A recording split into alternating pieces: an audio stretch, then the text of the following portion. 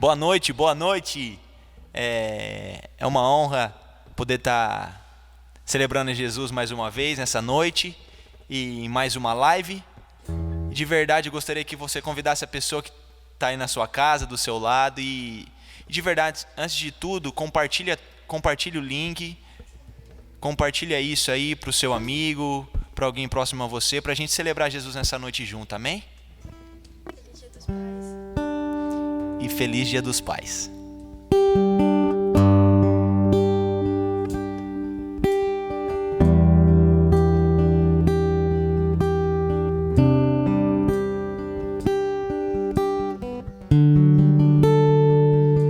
O nome mais lindo, o nome mais lindo, igual ao seu não há. O nome mais lindo, o nome mais lindo, igual ao teu não há. O nome mais lindo, o nome mais lindo, igual ao teu não há.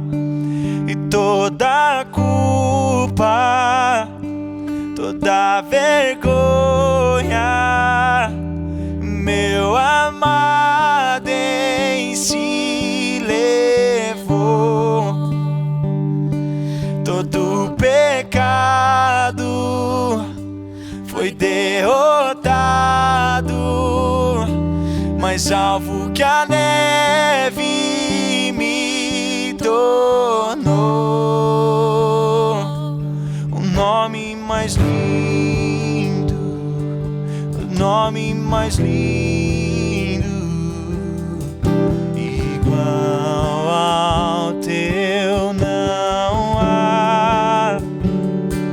O nome mais lindo, o nome mais lindo, igual ao teu não há.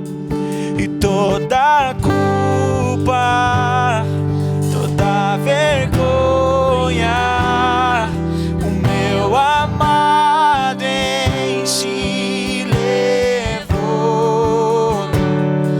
Todo pecado pra sempre foi derrotado, mais alvo que a neve me tornou. Jesus,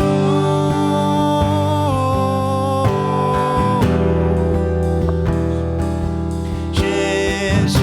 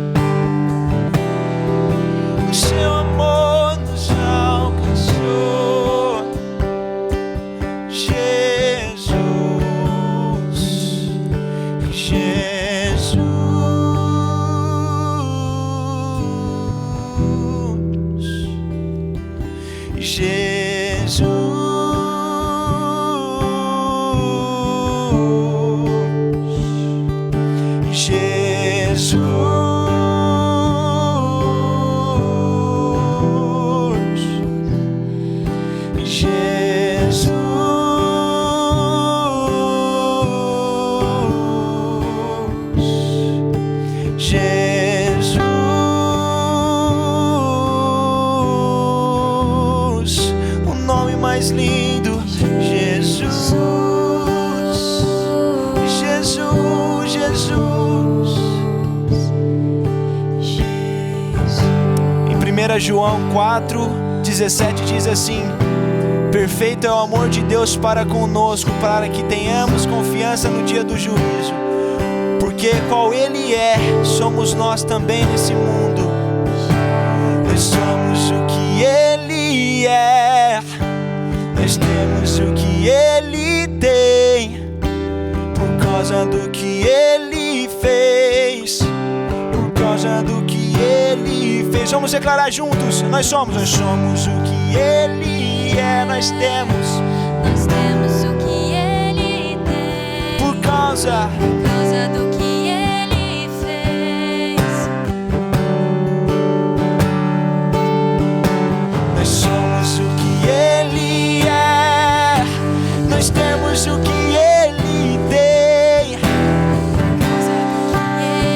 Vamos declarar com mais força onde você estiver aí. Declare essa realidade. Nós somos o que Ele é, nós temos o que Ele tem, por causa do que Ele fez, por causa do que Ele fez. Mais uma vez. Nós somos o que Ele é, nós temos o que Ele tem, por causa do que Ele fez. Somente por causa do sangue do Cordeiro.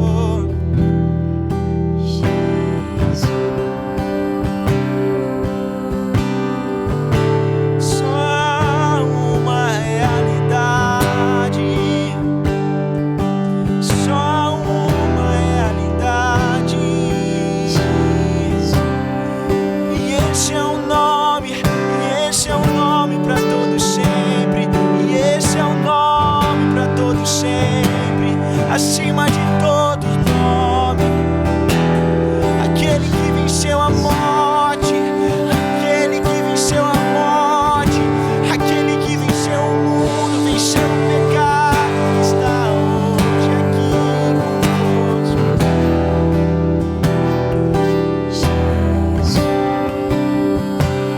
Seu amor nos alcançou. O Criador se fez homem, a majestade serviu, o justo se fez pecado, a fenda na rocha se abriu e me fez entrar onde eu pude te enxergar. Da sua glória, da sua glória despiu-se para com ela vestir-me, tomando levando a cruz que era minha, nos deu a sua coroa, nos deu a sua coroa e me fez entrar onde era impossível eu ir e fez-me assentar ao seu lado, junto ao Pai.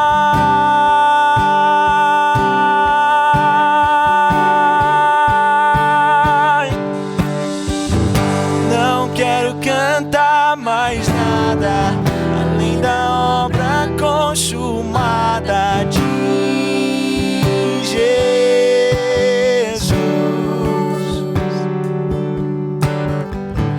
inseridos nessa aliança que jamais será quebrada em Jesus. Não quero cantar mais nada além da obra consumada de Jesus, inseridos nessa aliança que jamais será quebrada em Jesus,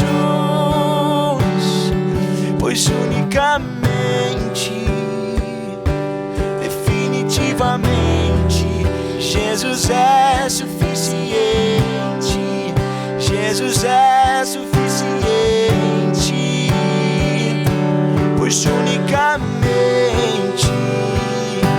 definitivamente, Jesus é suficiente, Jesus é suficiente. Vamos declarar, pois unicamente,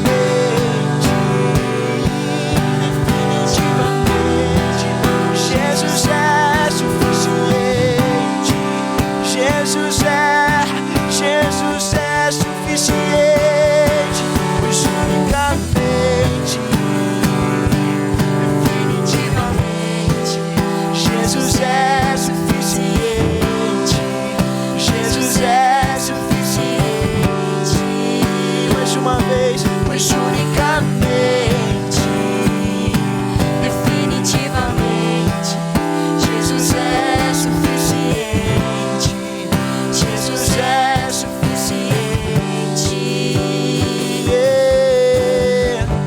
Não quero cantar mais nada além da obra consumada de Jesus,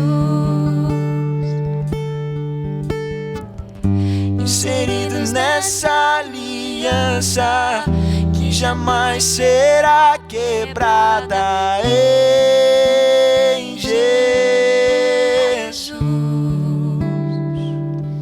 pois unicamente, definitivamente, Jesus é suficiente, Jesus é suficiente,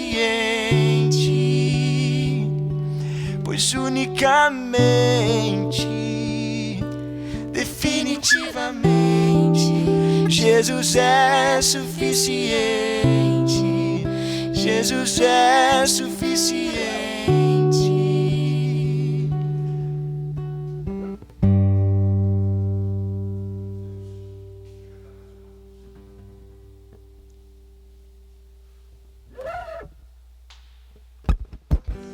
Boa noite, irmãos. Graça e paz do Senhor Jesus.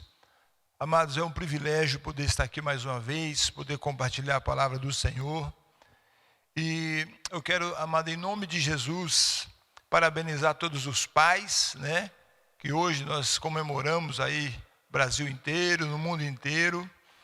Então, feliz Dia dos Pais. E essa palavra, amado, essa palavra hoje, eu creio que ela tem tudo a ver com o Dia dos Pais. Amém? Por quê, amado? Porque um pai, ele é aquele provedor do lar, é aquela pessoa que tem uma família, é aquela pessoa que tem filhos. E nós temos visto que Deus quer abençoar cada pai, principalmente, amado, financeiramente. Não principalmente, mas também financeiramente. Porque a gente tem visto assim pais muitas vezes despreparados, pais muitas vezes passando luta, pais muitas vezes passando muitas dificuldades. E eu vou mostrar para vocês, amado, que não é isso que Deus quer para vocês. Amém?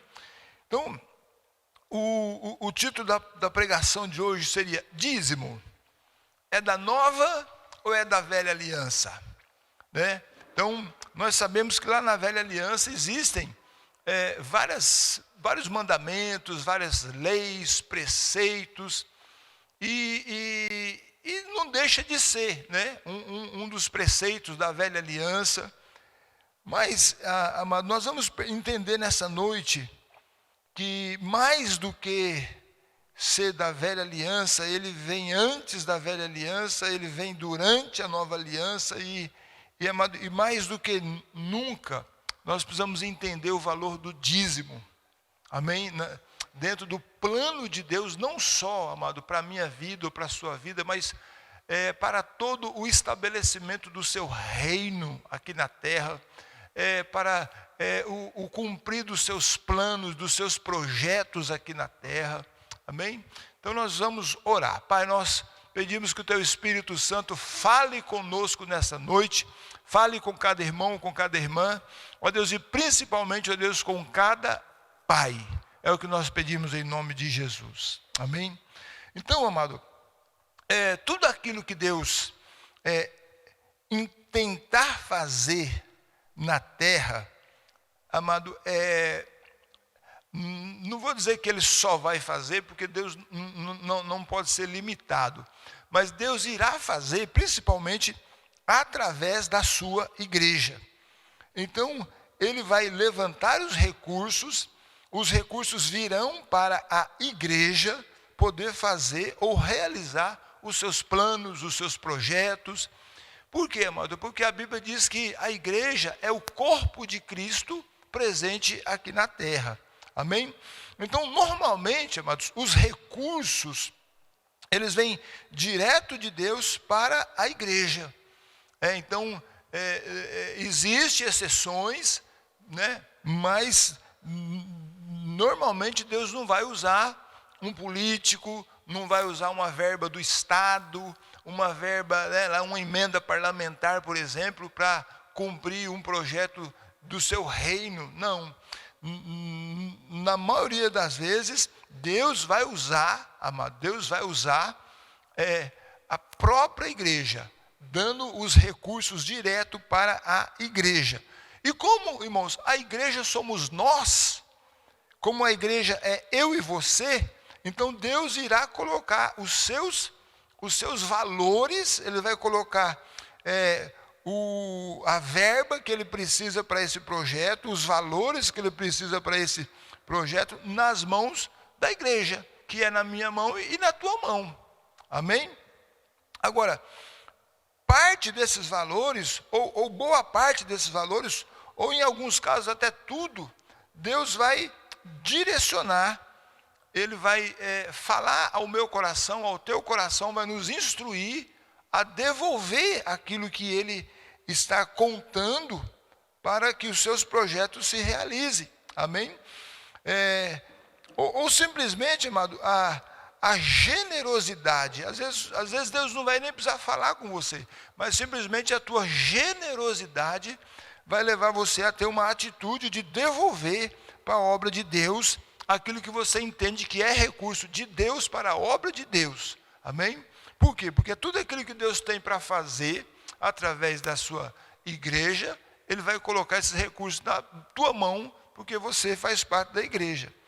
Agora, amado, eu queria ler com vocês um texto que está aqui no profeta Isaías. Nós vamos ler alguns textos nessa noite. Isaías capítulo 60, versículo 2. Amém? Diz assim a palavra do Senhor: porque eis que as trevas cobrem a terra e a escuridão os povos, mas sobre ti aparece resplendente o Senhor, e a sua glória se vê sobre ti. As nações se encaminham para a tua luz, e os reis para o resplendor que te nasceu. Levanta em redor os teus olhos e vê. Todos estes ajuntam e vêm ter contigo. Teus filhos chegam de longe, e as suas filhas são trazidas nos braços. Então o verás, e serás radiante de alegria. O teu coração estremecerá e dilatará de júbilo, porque a abundância do mar se tornará a ti, e as riquezas das nações virão a ter contigo. Amém? Então, amado, esse texto, ele diz, é lógico que é uma palavra direcionada à nação de Israel, ou a Jerusalém. Então, Deus estava falando de um tempo em que as trevas cobririam a terra. Mas no meio desse tempo difícil de trevas cobrindo a terra, nós podemos entender esse período de trevas de várias formas possíveis. Mas no meio dessa situação, a luz de Deus iria resplandecer sobre Jerusalém, sobre a nação de Israel, e hoje, amados, sobre a igreja, ao ponto do texto lá do profeta Isaías dizer: a glória de Deus se verá sobre ti, as nações virão a ti por conta da luz que está resplandecendo sobre ti. Aí fala da vinda dos filhos, né?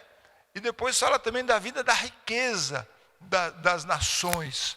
Então, esse texto, amado, também pode ser aplicado hoje na igreja do Senhor. Então, eis que as trevas cobrem. Então, é um momento difícil que o mundo está vivendo por causa da pandemia, por causa do isolamento social, por causa, né, consequentemente, a economia, ela passa a ser de alguma forma complicada, ela passa a ser penalizada, vamos assim dizer, comprometida. Mas, amado, e pode ser que na tua vida, de alguma forma, esse tempo chegou. Aparentemente, olha, as trevas vai cobrindo, já não consigo ver uma saída, já não consigo ver um caminho, já não consigo ver uma possibilidade com os olhos humanos. Porém, amado, a palavra de Deus diz que sobre a sua igreja, sobre eu e você, que somos igreja do Senhor, resplandece a luz do Senhor. Amém? Então, amado, e fala aí que num determinado momento, no versículo 5, fala que a riqueza dos gentios virão sobre ti. Amém? Então veja que interessante, amado.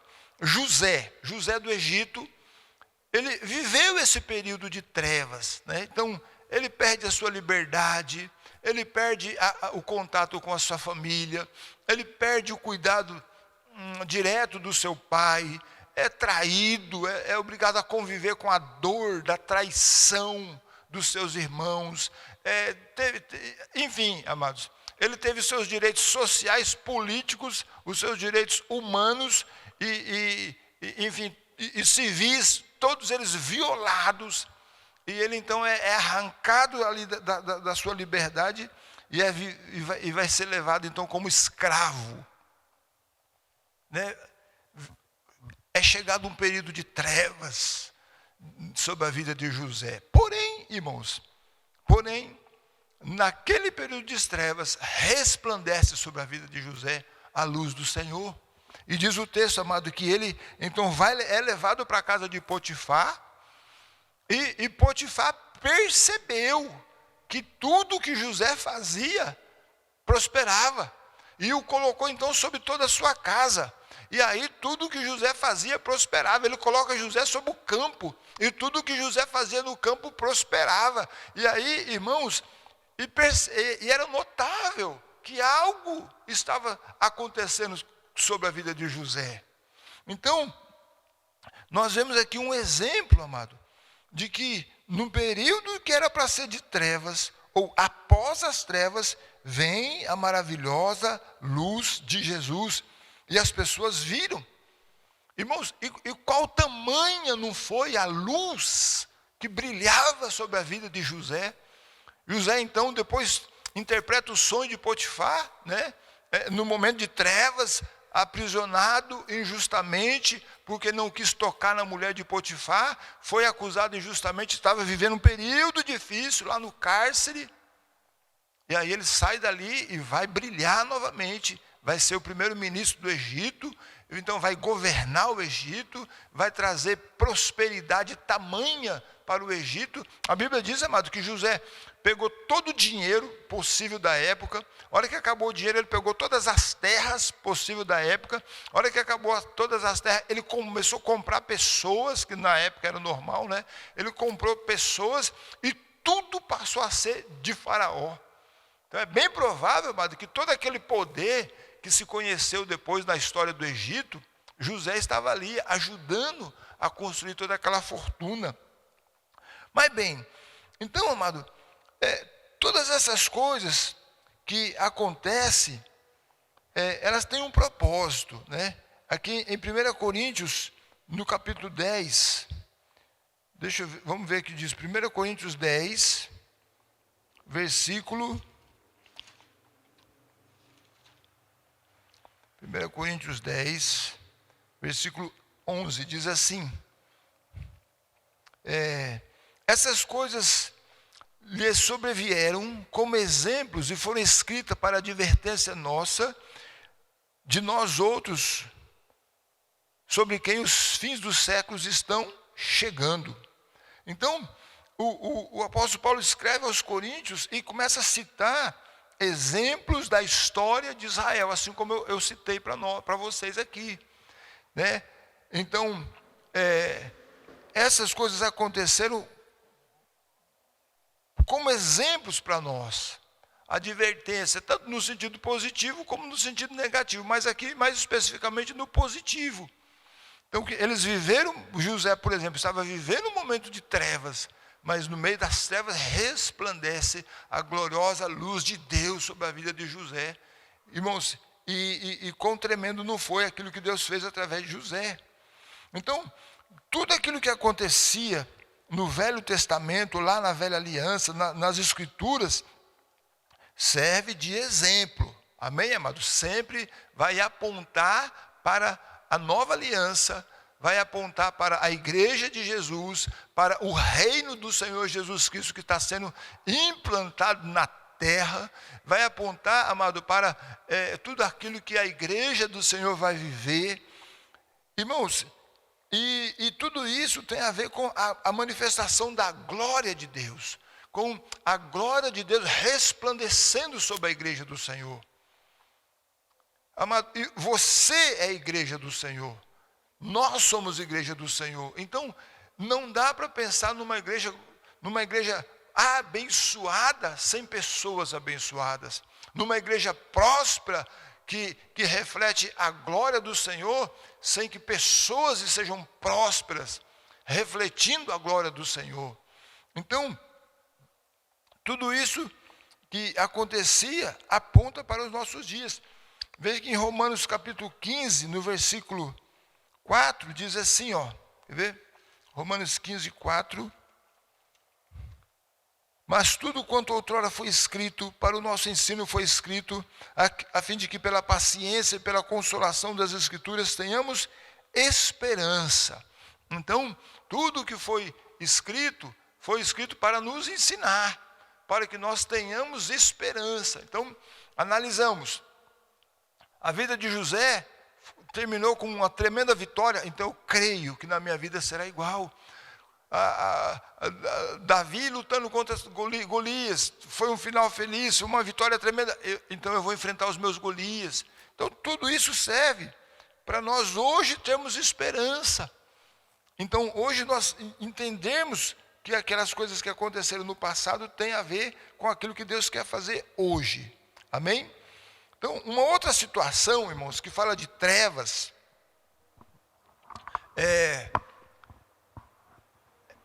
a história do Egito, né? Então, A Bíblia diz, em Êxodo, no capítulo 10, no versículo 21 e 23, que a nona praga que veio contra Faraó, porque Faraó não queria deixar o povo de Israel sair, a Bíblia diz que veio durante 3 dias de escuridão. E a escuridão foi tão tremenda que ninguém conseguia sair de casa. A escuridão foi tão brava que a Bíblia diz que havia espessas trevas. O que significa isso? Que quase que dava para se tocar naquelas trevas. Vocês estão entendendo? Então assim, muitas trevas. Mas, irmãos, e aí? Né? E aí? Vamos ver aqui o que diz aqui, ó. Êxodo 10, é importante a gente ver, porque é muito interessante isso, irmãos. Diz assim, ó. Então disse o Senhor Deus a Moisés: estende a mão para o céu, e virão trevas sobre a terra do Egito, trevas que se possam apalpar. Olha para você ver. E estendeu, pois, Moisés a mão para o céu, e houve trevas espessas sobre toda a terra do Egito por 3 dias.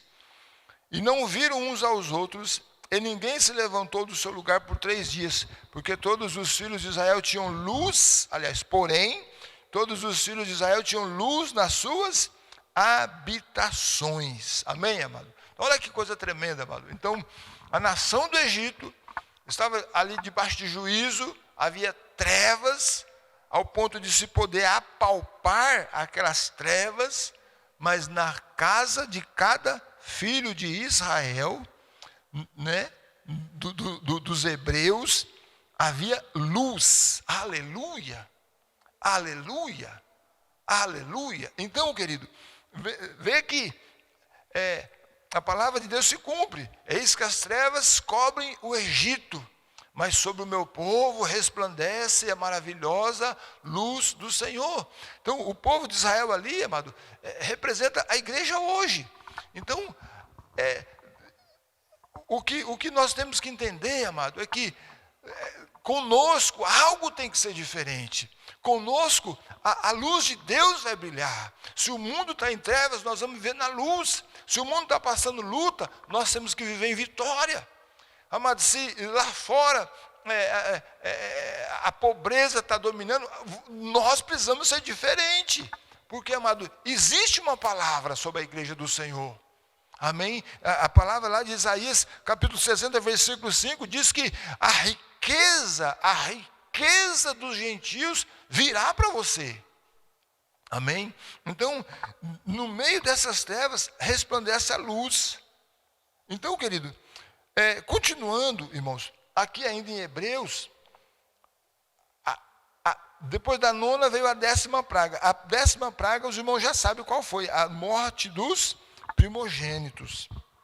E diz o texto então que Moisés recebeu de Deus uma palavra, e a palavra foi a seguinte, ó, Êxodo 12, 22.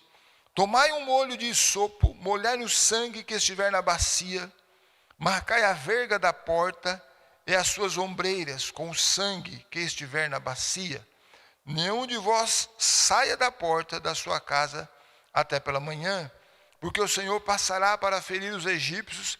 Quando vir, porém, o sangue na verga da porta, em ambas as ombreiras, passará o Senhor aquela porta, e não permitirá ao destruidor que entre em nossas casas, em vossas casas, para vos ferir. Amém? Então veja que, mais uma vez, irmãos, vem um momento de trevas. Então, a Bíblia diz que haveria tanto clamor na terra do Egito, tal qual nunca houve e nunca haveria depois daqueles dias. Uma noite em que todo primogênito morreria, tanto dos animais como dos homens, dos velhos, dos nobres, dos escravos, enfim, todos os primogênitos morreriam. E aí, amado, o que acontece? Chega o momento em que Deus fala: mas para vós resplandecerá a luz do Senhor. Então, naquele momento, amado, em que havia juízo sobre a terra do Egito, estava havendo libertação para o povo de Israel. Por quê? Por causa do sangue do cordeiro que havia sido passado nas portas. Então, aqueles homens receberam uma palavra, diz: olha, mas na casa onde houver o sangue, aí diz assim, mas foi Deus. Interessante, amado, que não foi Deus, né? A Bíblia diz que Deus não permitiu que o destruidor entrasse naquela casa. Por quê? Porque ele viu. Então, amado, o que Deus viu? Deus olhou e viu o sangue. Amém? Então, hoje, irmãos, hoje, quando Deus olha para mim e para você, o que Ele vê? Ele vê o sangue. Ele vê o sangue do Cordeiro de Deus que tira o pecado do mundo. Ele vê o sangue do Cordeiro de Deus que foi enviado para que nós vivêssemos uma vida em abundância. Ele vê o sangue, você que é pai, você que está muitas vezes passando dificuldade nesse momento, preocupado muitas vezes o que você vai dar para a sua família, o que você vai dar para o seu filho. Querido, acredite em mim, acredite na palavra de Deus. Querido, quando Deus olhar e ver o sangue de Jesus sobre o seu coração, sobre a sua vida, sobre a sua casa, sobre a sua família, acredite, haverá libertação, haverá saída, a luz de Deus vai brilhar sobre a sua vida. Aleluia! Amado, interessante que naquela noite de trevas para o povo de Israel, para o povo do Egito, amado, era o nascer de um novo dia. Para o povo de Israel, era o brilhar do sol da justiça, o sol da liberdade, amado, uma nova vida, um novo tempo, um novo momento, uma profecia estava se cumprindo para aquele povo, amado. Por quê? Porque havia sangue nos umbrais daquela porta, e a Bíblia diz que Deus olhou e viu sangue. Interessante, amado, por que Deus viu sangue? Amado, porque a graça de Deus, a misericórdia de Deus, ela está diretamente relacionada, amado, ao sangue do Cordeiro de Deus sobre as nossas vidas. Irmão, se Deus olhar só para mim, Ele vai ver Samuel Marcos Guimarães, amado, sem absolutamente nada que me faça merecedor de absolutamente nada. E é bem provável que eu morreria junto com aqueles egípcios, que a praga do primogênito me pegasse. Todavia, amado, um dia eu entreguei minha vida para Jesus. Um dia eu reconheci que eu era pecador e que precisava de Deus, e que precisava do perdão de Deus na minha vida. E Ele então entrou e Ele mudou minha vida. E hoje estou coberto pelo sangue. Amado, hoje estou debaixo do sangue e tenho experimentado dessa graça maravilhosa. E essa graça, Pai, é para você. Querido, porque se tem uma coisa que é difícil para um pai, é ele não poder ver possibilidades para a sua família. Ele não poder ver possibilidades para os seus filhos. É ele viver de luta em luta, de luta em luta, de dívida em dívida, de del em del e de pancada em pancada. Amado, Deus quer mudar a tua sorte. Deus quer mudar a história da tua vida. Não, Ele não fez, João 10:10 não diz que Jesus Cristo veio para que você vivesse em luta, não, ele veio dar vida e vida em abundância. Isso confirma lá em Romanos 5:17, que diz: mas os que receberam a abundância da graça e o dom da justiça reinarão em vida por meio de um só. Aí você vai lá no Apocalipse, quando tudo se encerra, e diz assim: digno é o Cordeiro de Deus que foi morto e com teu sangue compraste, olha só, com teu sangue compraste para Deus, dos que procedem de toda tribo, povo, língua e nação, e para o nosso Deus os constituíste reinos e sacerdotes que reinarão sobre a terra. Xalabadalacatalabachai. Amado, vida eterna, ela não acontece só depois da morte, não. A vida eterna começa aqui. Amém? Então, amado, é interessante que você entenda que por causa do sangue é que a profecia de Isaías vai se cumprir. Amém? Então, se você não entregou sua vida para Jesus ainda, se você ainda não está coberto com esse sangue, você precisa se converter. Você precisa se colocar debaixo do sangue de Jesus. Sim, amém? Para que você seja um pai abençoado, um pai feliz, e que toda a promessa de Deus se cumpra na sua vida. Outra coisa que nós aprendemos, amado, é que no versículo 35 aqui de Êxodo, olha só, Êxodo 12, 35, 36 diz assim, ó. Vamos lá. Fizeram, pois, os filhos de Israel conforme a palavra de Moisés e pediram aos egípcios objetos de prata e objetos de ouro e roupas.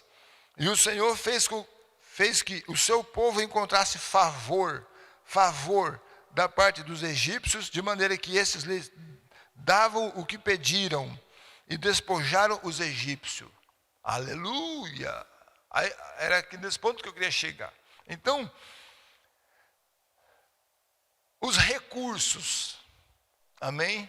Então veja, amado, que Deus não tirou só o povo do Egito. O sangue de Jesus não deu só liberdade, deu liberdade e deu ouro e deu prata. Amado, pode pular, pode dizer, isso é palavra barata de prosperidade, isso é palavra barata de autoajuda, amado, mas está aqui. Nós não podemos negar o fato. O povo de Israel foi liberto. Não, vai. O importante é a liberdade. O importante são as vidas. Sim, amado. Mas, amado, Deus quis dar ouro e que Deus quis dar prata para que o seu povo saísse. Interessante que ele não pediu nada de madeira, não pediu nada de bronze, não pediu nada de ferro, não pediu nada que fosse de alumínio, sei lá. Mas Deus orientou o povo a pedir objetos de ouro e de prata. Aleluia! Amado, por quê? Porque na libertação, o povo já saiu com todos os recursos que eles precisavam, amado. Olha só, para cumprir propósito. Nós começamos essa palavra dizendo, amado, que o propósito que Deus tem a cumprir através da sua igreja, Ele vai cumprir. Amado, e Ele dará para a sua igreja os recursos. Amado, a igreja sou eu e você. O plano que Deus tinha para cumprir na vida do povo de Israel, Ele deu para o povo. E o povo era cada família individualmente. Cada um recebendo ali do vizinho egípcio o ouro e a prata. Eu fico imaginando que era meia-noite e os primogênitos morrendo e aquela gritaria e o povo de Israel recebendo a notícia, né, dos soldados de Faraó que passavam correndo na terra de Gósen dizendo: saiam, vão embora, pegue o que vocês puderem e suma daqui antes que todos nós morramos, antes que a terra seja destruída. E aí o povo de Israel olha para o vizinho e fala: eu só saio se você me der dinheiro e ouro e prata. Leva tudo. De que me adianta ouro e prata se eu for morrer? Está morrendo todo mundo. E naquele desespero, o povo de Israel foi juntando ouro e prata e saíram, irmãos. 300 anos de serviço prestado sem receber nada como escravos, saíram e levaram tudo em ouro e prata. Amém? Amado, se isso não for um sinal, olha só, as coisas que outrora foram escritas servem para nos ensinar, para que tenhamos esperança. As coisas que outrora foram escritas servem de exemplo, para que nós não cometamos o mesmo erro do povo do passado. Amém? E um dos erros, irmãos, que muitas vezes a igreja do Senhor viveu e cometeu, e às vezes ainda comete, é de querer separar. Irmão, libertação do Egito é completa. Amém? O ouro vem junto. Querido, quando você foi coberto pelo sangue de Jesus e que você foi tirado do lamaçal do pecado, você que é pai, Deus quer te fazer abençoado, Deus quer te dar o ouro e a prata. Amém, querido? Ele quer te dar. Para quê? Para que você seja um pai, amado, que tenha recurso para abençoar a tua família, para abençoar o reino de Deus e para abençoar outras pessoas, né? O pastor Arão costumava citar muito isso, que os recursos servem a 3 propósitos: tocar no reino de Deus, abençoar minha família e abençoar outras pessoas. Então, querido, o propósito, nós poderíamos ficar falando aqui o que aconteceu com aquele ouro, mas vamos em frente, amém?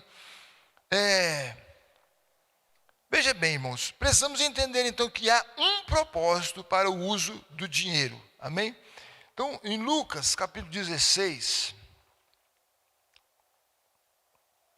vamos ver lá o que diz Lucas, capítulo 16.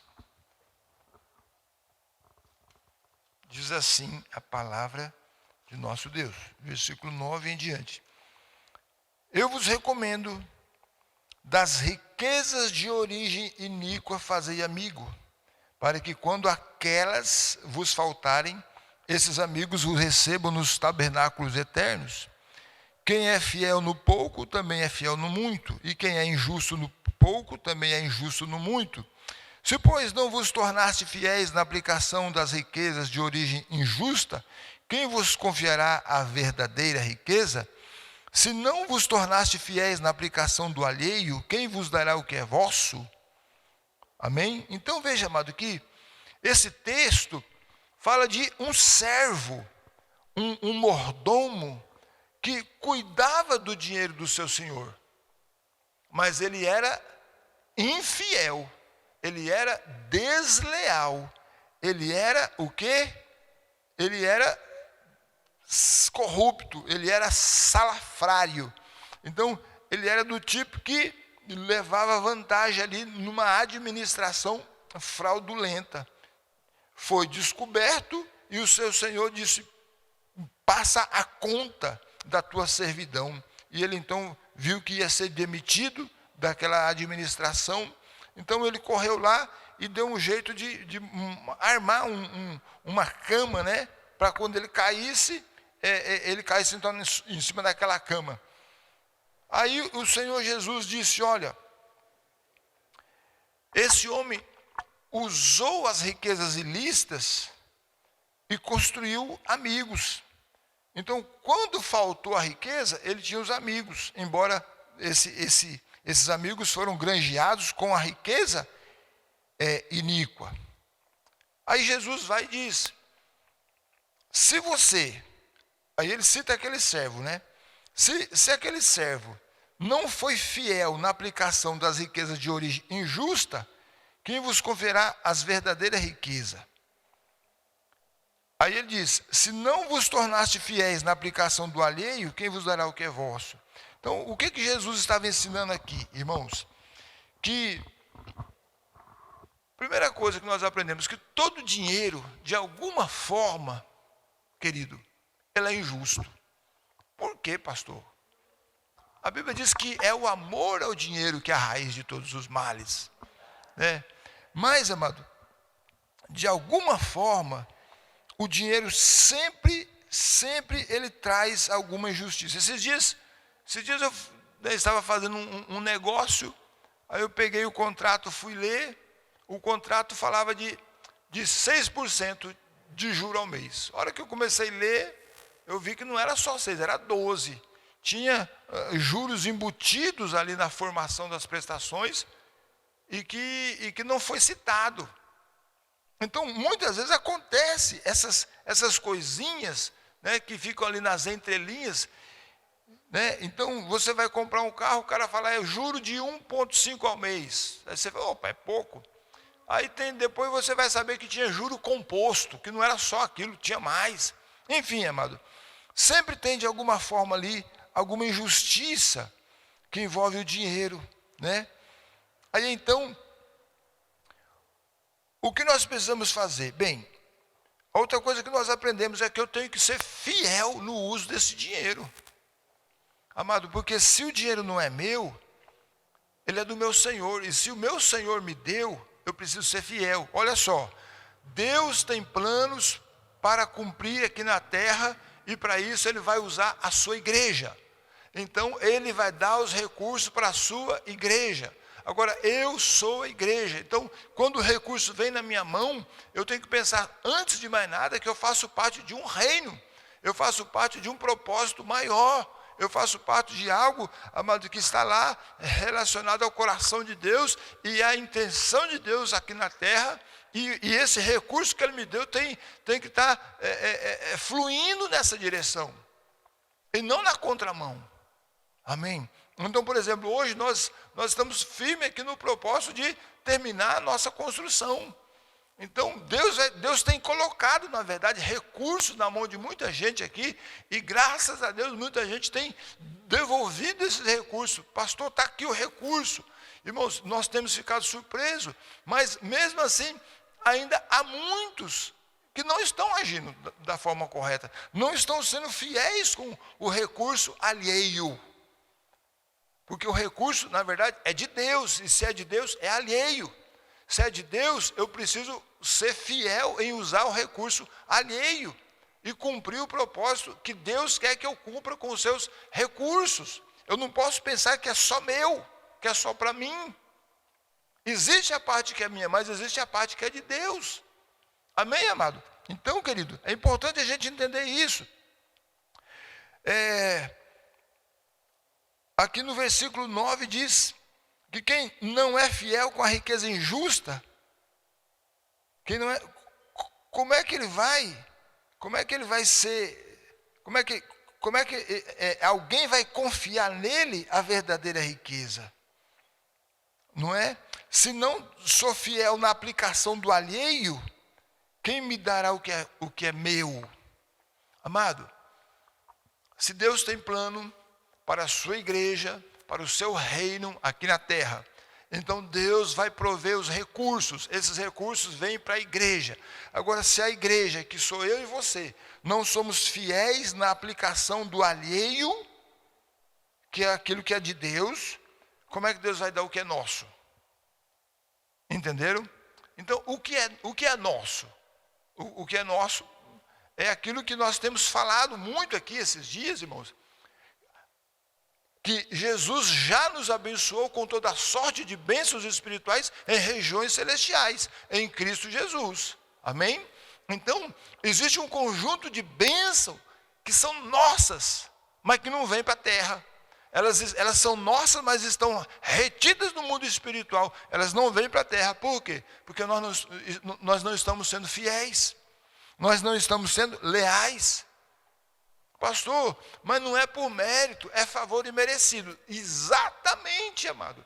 Tanto é imerecido que não fui eu e nem você que comprou. Foi Jesus que comprou para mim e para você na cruz do Calvário, quando Ele morreu por mim e por você.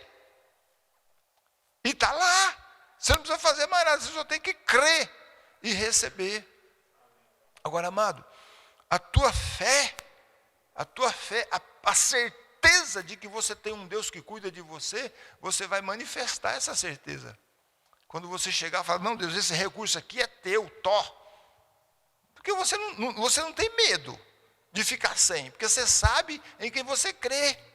Você não tem medo de ficar na luta, porque você sabe que Ele é o teu provedor. Você não tem medo de sentir falta, porque você sabe que é Ele quem te sustenta. Aleluia! E a tua fé será manifestada com essa atitude.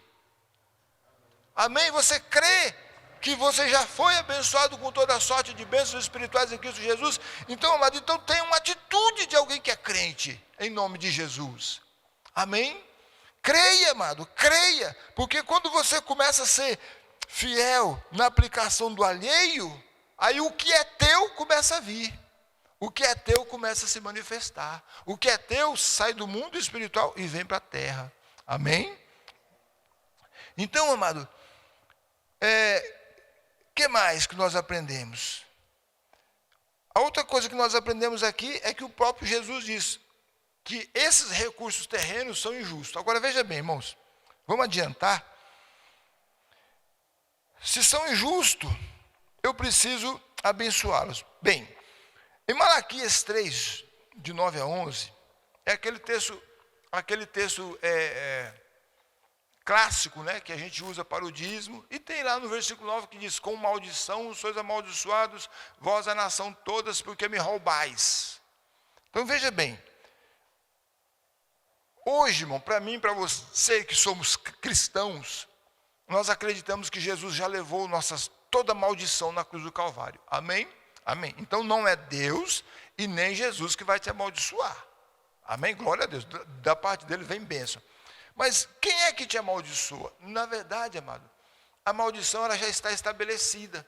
Lá em Gênesis capítulo 3, versículo 17, quando Adão pecou, Deus disse assim para Adão: olha, Adão, maldita é a terra por causa de ti.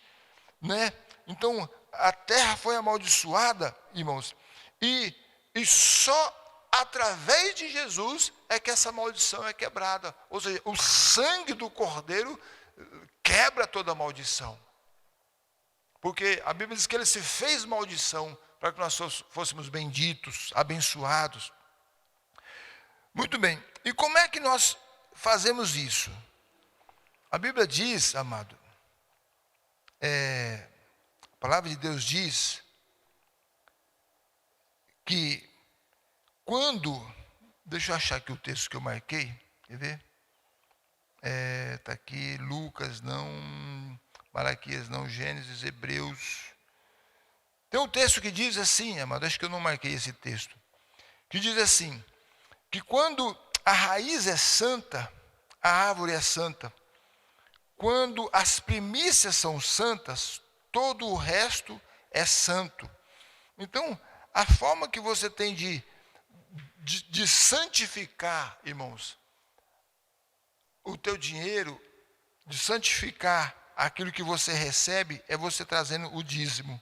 Amém? Então, quando você oferece a Deus a sua primícia, você oferece a Deus a parte que é dele, ele abençoa. E aí, se a primícia é santa, todo o resto é santo. Se a raiz é santa, todo o resto é santo. E pronto. Agora, amado, para quem que você dá? Bem, a Bíblia diz, irmãos, que quando Abraão voltou da guerra dos 4 reis contra 5, Melquisedeque, o rei de Salém, lhe saiu ao encontro e lhe trouxe pão e vinho. E a Bíblia diz então que Abraão vai e entrega o dízimo de tudo que havia recebido a Melquisedeque. E Melquisedeque então abençoa Abraão, dizendo: bendito seja o Deus de Abraão, que lhe deu vitória sobre os seus inimigos, e bendito seja Abraão, servo do Deus Altíssimo. E ali então ele abençoa Abraão. Agora, amado, em Hebreus capítulo 7, no versículo 1 e 3, diz que Melquisedeque era um tipo de nosso Senhor Jesus Cristo, ou seja, uma figura de Jesus Cristo. Né? Esse aqui a gente precisa ler.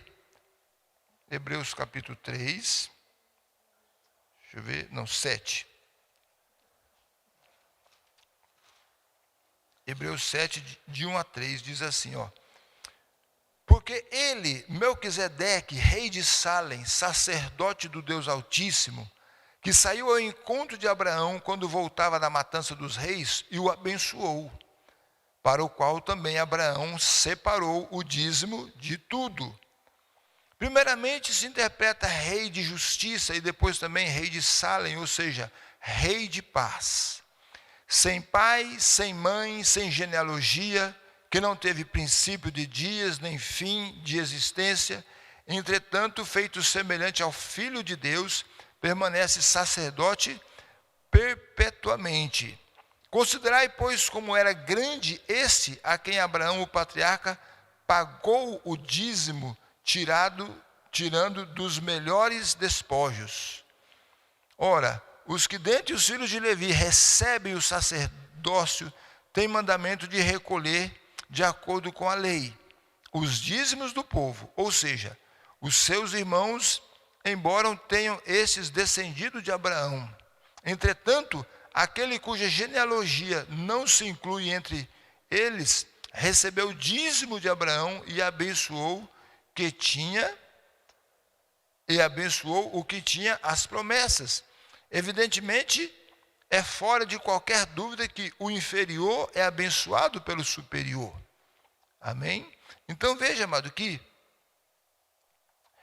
continuando aqui, ó. Aliás, aqui são homens mortais os que recebem dízimos.